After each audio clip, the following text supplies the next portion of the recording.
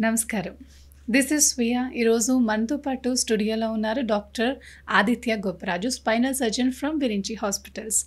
నమస్కారం డాక్టర్. నమస్తే అండి. ఎలా ఉన్నారు డాక్టర్? చాలా బాగున్నానండి. మీరు? బాగున్నాను doctor. Doctor, disc prolapse, slip disc అంటే ఏంటి డాక్టర్? అసలు మధ్య ఉన్న తేడా ఏంటి? సో స్లిప్ డిస్క్ అనేది నార్మల్గా కొలోకియల్గా అందరూ వాడే పదం అండి.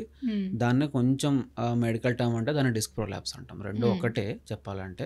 దీనికి శస్త్రచికిత్సలు ఉంటాయి అంటారు కదా డాక్టర్, ఎటువంటివి చేస్తూ ఉంటారు? అవునండి. సో డిస్క్ ప్రొలాప్స్కి చాలా రకాల సర్జరీస్ ఉంటాయండి. సో ఇది సిమ్టమ్ని బట్టి అండ్ ఆ డిస్క్ ప్రొలాప్స్ ఎక్కడ ఉంది, ఎంత ఎక్స్టెంట్ వరకు ఉందనే దాని మీద డిపెండ్ అయి ఉంటాయండి.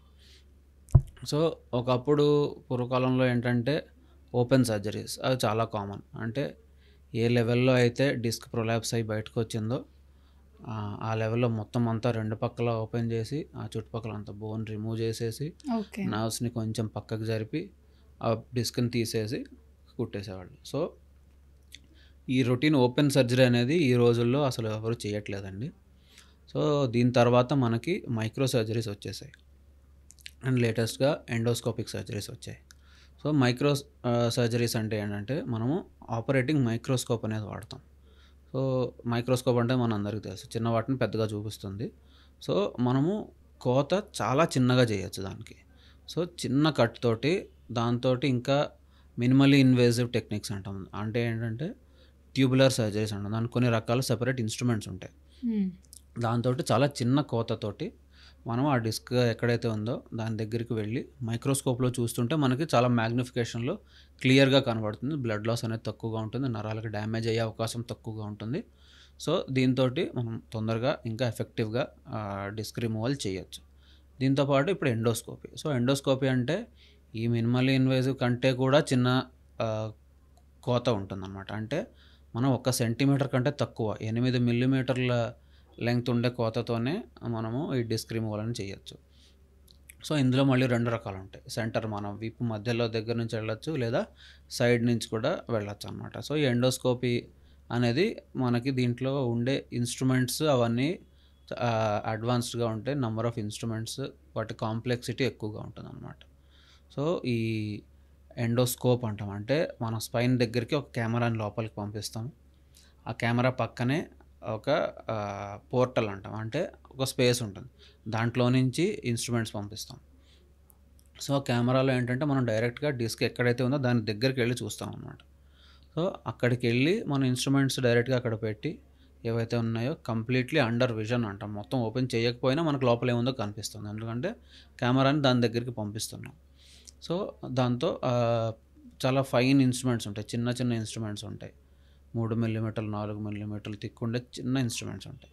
వాటిని ఆ డిస్క్ దగ్గర పంపించి మొత్తం అన్ని రిమూవ్ చేసేసి బయటకు వచ్చిన ఆ డిస్క్ ముక్కలు ఏవైతే ఉంటాయో అప్పుడు మనము కన్ఫర్మ్ చేసుకుంటాం పూర్తిగా నరాలన్నీ ఫ్రీ అయ్యాయా లేదా. తర్వాత తీసేసి జస్ట్ దానికి కుట్టు కూడా వేయాల్సిన అవసరం లేదు కొన్నిసార్లు, అంత చిన్న కట్ ఉంటుంది. స్కిన్ గ్లూ అంటాం, గమ్ కూడా పెట్టి అతికించినా సరిపోతుంది. అండ్ సేమ్ డే ఇంటికి కూడా వెళ్ళిపోవచ్చు పేషెంట్స్ ఈ ఎండోస్కోపీ సర్జరీతో అయితే. సో యూజువల్గా ఈ డిస్క్ సర్జరీస్ అన్నిట్లో కూడా సర్జరీ చేసిన రోజు ఈవినింగ్ కానీ తర్వాత రోజు మార్నింగ్ కానీ పేషెంట్ని డిశ్చార్జ్ కూడా చేసేస్తాము, సేమ్ డే నడిపిస్తాం కూడా. సో ఈరోజు ఉన్న టెక్నాలజీతో సాధ్యమైంది అది. ఒకప్పుడు పాతకాలంలో చేసిన ఓపెన్ సర్జరీస్లో అంటే పేషెంట్స్కి ఆ నొప్పి వాటి వల్ల ఎంత అయితే సాధ్యమయ్యేది కాదు. స్పైనల్ కార్డ్ ట్యూమర్ కూడా శస్త్రచికిత్స చేస్తున్నారు కదా డాక్టర్, అదే? అవునండి. సో స్పైనల్ కార్డ్ ట్యూమర్స్కి అండ్ స్పైన్ ట్యూమర్స్ అనే బ్రాడ్గా తీసుకుందామండి. అంటే స్పైన్లో నరాలు, స్పైనల్ కార్డ్ లోపల కూడా ట్యూమర్ వస్తాయి. దాంతోపాటు బోన్స్లో కూడా ట్యూమర్స్ వస్తాయి. సో స్పైనల్ కార్డ్ ట్యూమర్స్ అంటే నరం లోపల వచ్చే ట్యూమర్స్ అండి. సో ఈ నరం లోపల ట్యూమర్స్ వస్తే డెఫినెట్లీ 99.9% వాటిని తీయాల్సిన అవసరం ఉంటుంది. సో మనం వాటిని నుంచి అప్రోచ్ అవుతున్నాం అనేది ట్యూమర్ లొకేషన్ బట్టి ఉంటుంది. యూజువల్గా వెనకాల నుంచి అప్రోచ్ అవుతాము. సో అది కరెక్ట్గా సెంటర్లో ఉంటుంది కాబట్టి దాని చుట్టుపక్కల ఉన్న బోన్ని కొన్నిసార్లు రిమూవ్ చేయాల్సి రావచ్చు అండి. ఆ బోన్ రిమూవ్ చేసి స్పైనల్ కార్డ్ అనేది దాని చుట్టూ ఒక కవర్ లాగా ఉంటుంది, దాంట్ లోపల నీరు ఉంటుంది, దాన్ని CSF అంటాం. సో నార్మల్గా మిగిలిన అన్ని స్పైన్ సర్జరీస్ చేసేటప్పుడు ఆ CSF అనేది లీక్ అవ్వకుండా చూసుకుంటాం. ఎందుకంటే అయితే ప్రమాదం ఇన్ఫెక్షన్స్ అవి వచ్చే ఛాన్సెస్ ఉంటుంది కాబట్టి. కానీ స్పైనల్ కార్డ్ లోపలే ట్యూమర్ వస్తే ఖచ్చితంగా మరి ఇంక దాన్ని ఓపెన్ చేయాల్సి వస్తుంది. ఎలా చేస్తారు డాక్టర్ అది? దీనికి కూడా మైక్రో సర్జరీ అండి. మనం ఆపరేటింగ్ మైక్రోస్కోప్స్ వాడాలి అండ్ చాలా fine neuro micro surgery direct instruments surgery అంటాం. చేసేస్తారా? ఫస్ట్ అవునండి. ప్రిస్క్రిప్షన్ ఏమైనా ఇస్తారా? సో ట్యూమర్స్ అనే వాటికి మనము యూజువల్గా ఏంటంటే అవి మందులతోటి తగ్గడం అనేది చాలా తక్కువ అండి. ఎందుకంటే మాస్ ఎఫెక్ట్ అంటాం. అంటే అది అక్కడ వెళ్ళి కూర్చొని నరాలను కంప్రెస్ చేస్తుంది. మందులతోటి తగ్గేది చాలా తక్కువ ఉంటాయి. కొన్నిసార్లు ఏంటంటే ఆ వాపు ఉంటే దాన్ని తగ్గేందుకు స్టెరాయిడ్స్ ఇవ్వచ్చు. ఇస్తే కొంతవరకు ఈ వాపు అనేది తగ్గుతుందండి. సో మనము అలా లేని పక్షంలో ఖచ్చితంగా ఓపెన్ చేసి సర్జరీ చేయాల్సి వస్తుంది. చేసినప్పుడు ఏంటంటే ఆ సిఎస్ఎఫ్ లేయర్ అనేది ఓపెన్ చేసి స్పైనల్ కార్డ్లో ట్యూమర్ ఎక్కడైతే ఉందో దాని దగ్గరికి వెళ్ళి ఆ మైక్రో ఇన్స్ట్రుమెంట్స్ ద్వారా మిగిలిన నరాలకి డ్యామేజ్ అవ్వకుండా నెమ్మదిగా తీసి అండ్ ఆ బయట కవరింగ్ ఏదైతే ఉందో దాన్ని మళ్ళీ కుట్టేయాలి. సో ఆ సిఎస్ఎఫ్ నీరు అనేది లీక్ అవ్వకుండా. ఓకే. సో స్పైనల్ కార్డ్ ట్యూమర్స్కి అలా చేస్తామండి.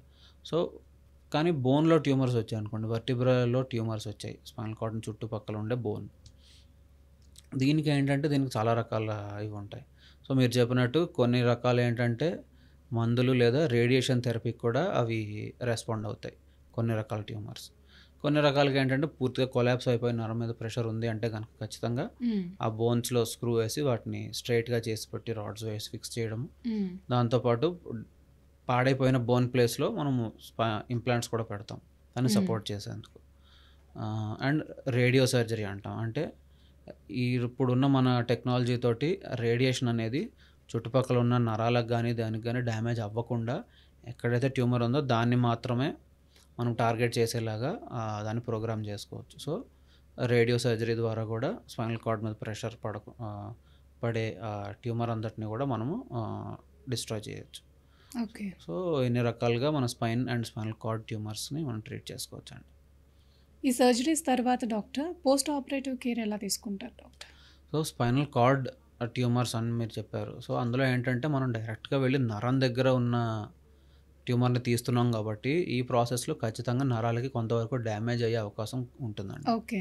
సో ఆపరేషన్ ముందు ఆల్రెడీ కొంత ప్రాబ్లం అయితే ఉంటుంది. సో దానివల్ల నరాలు నార్మల్గా కూడా కొంచెం సెన్సిటివ్గా ఉంటాయి. దాన్ని సిక్ కార్డ్ అంటాం. అవి నార్మల్గా లేవు నరాలు. సో డ్యామేజ్కి ఇంకా కొంచెం అవకాశం ఎక్కువ ఉంటుంది. సో ఆ ట్యూమర్ తీసిన తర్వాత ట్యూమర్ తీసే ప్రాసెస్లో కొంచెం వాటిలో వాపు వచ్చి కొంచెం డ్యామేజ్ అయ్యే అవకాశం ఉండడం వల్ల సర్జరీ తర్వాత కళ్ళలో మూమెంట్ తగ్గడం ఇలాంటివి కొన్నిసార్లు జరగచ్చు. కానీ ఆ రిస్క్ లేకుండా మనకి సర్జరీ అనేది పాసిబిలిటీ లేదు. సో సర్జరీ అయిన తర్వాత ఏ ప్రాబ్లం లేకుండా పేషెంట్ రికవరీ అవుతున్నారంటే it is a very good thing అండి. తర్వాత వెంటనే పేషెంట్ని మొబిలైజేషన్ ఇది ఎప్పుడూ చాలా ఇంపార్టెంట్. సో పేషెంట్ని మొబిలైజ్ చేయడము మిగిలిన రీహాబిలిటేషన్కి మనము స్టార్ట్ చేసుకుంటాం. అలా కాదు కాళ్ళలో కనుక మూమెంట్ అవి తక్కువ అయ్యాయి అన్ఫార్చునేట్లీ అంటే కనుక అప్పుడు మనము కొన్ని రోజులు వెయిట్ చేసి చూస్తాం. దీనికి ఏంటంటే ఆ వాపు తగ్గడానికి కొంచెం స్టెరాయిడ్స్ అలాంటివి కొంతమంది ఇస్తారు, కొంతమంది ఇవ్వరు. అది డాక్టర్ ప్రిఫరెన్స్ని బట్టి ఉంటుంది. కొన్నిసార్లు అది పనిచేస్తుంది కూడా. అప్పుడు మళ్ళీ రికవరీ అయితే నార్మల్ ప్రాసెస్ మళ్ళీ మనము కంటిన్యూ చేసుకుంటాం. రీహాబిలిటేషన్ అండ్ మిగిలిన నార్మల్ ఇవన్నీ. పేషెంట్కి వేరే చోట నుంచి మనకు ట్యూమర్ స్ప్రెడ్ అయింది అనుకోండి, సో దాని ట్రీట్మెంట్ అనేది ఎలాగో జరుగుతుంది మిగిలిన క్యాన్సర్స్ కానీ ఏమన్నా ఉంటే. Thank you doctor. Thank you అండి.